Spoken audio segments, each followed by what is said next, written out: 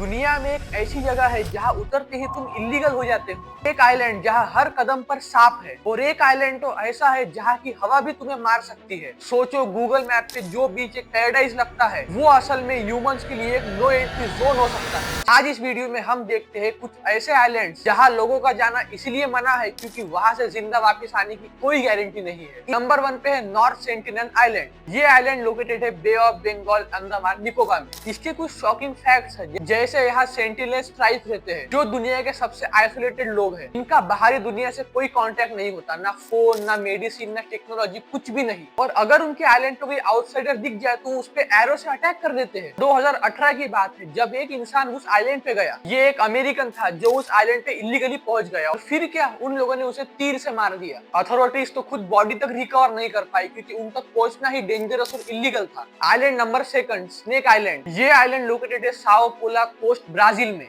यहाँ पर सबसे डेंजरस स्नेक गोल्डन लैंडशेड वाइपर मिलता है, जिसका जहर इतना खतरनाक होता है कि कुछ ही सेकंड में हमारे ऑर्गन्स फेल हो सकते हैं। इस आइलैंड पे आपको हर एक कदम पे एक नया स्नेक देखने मिलेगा। मजेदार बात तो ये है कि इस आइलैंड पे सिर्फ जमीन डेंजरस नहीं है, कभी कभी सांप आसमान से गिरते हैं। तीसरा आइलैंड है ग्रूनियार्ड आइलैंड। ये आइलैंड लोकेटेड है north west Scotland, Atlantic ocean के साइड। ये आइलैंड भी इसलिए खतरनाक है क्योंकि वर्ल्ड वॉर 2 1942 के टाइम यहाँ एंथ्रेक्स बायोलॉजिकल वेपन की टेस्टिंग हुई थी। ये एंथ्रेक्स पोस्ट 40-50 साल तक मिट्टी में जिंदा रहते हैं। इसका मतलब इस आइलैंड की हवा भी आपको मार सकती है, इसीलिए इस आइलैंड पे नो लैंडिंग का बोर्ड लगा हुआ है। एक बार इस आइलैंड पे शिप एक्सीडेंटली पहुंच गई और कुछ समय बाद उन सब की डेथ हो गई। और कुछ समय बाद 1990s में इस आइलैंड को क्लीन करने के लिए टन्स ऑफ केमिकल और सी वाटर स्प्रे किया गया, और इन सब के कारण भी ये आइलैंड एक टूरिस्ट स्पॉट नहीं बना, ये बायो वॉर का एक वार्निंग बोर्ड बन गया। हमने आज जो आइलैंड्स देखे उनको बैन करने का मेन कारण है ह्यूमन सेफ्टी, ट्राइब और कल्चरल प्रोटेक्शन, साइंटिफिक रिसर्च और इकोसिस्टम प्रोटेक्शन। अब तुम बताओ, तुम्हें कौन सा आइलैंड सबसे डेंजरस लगा?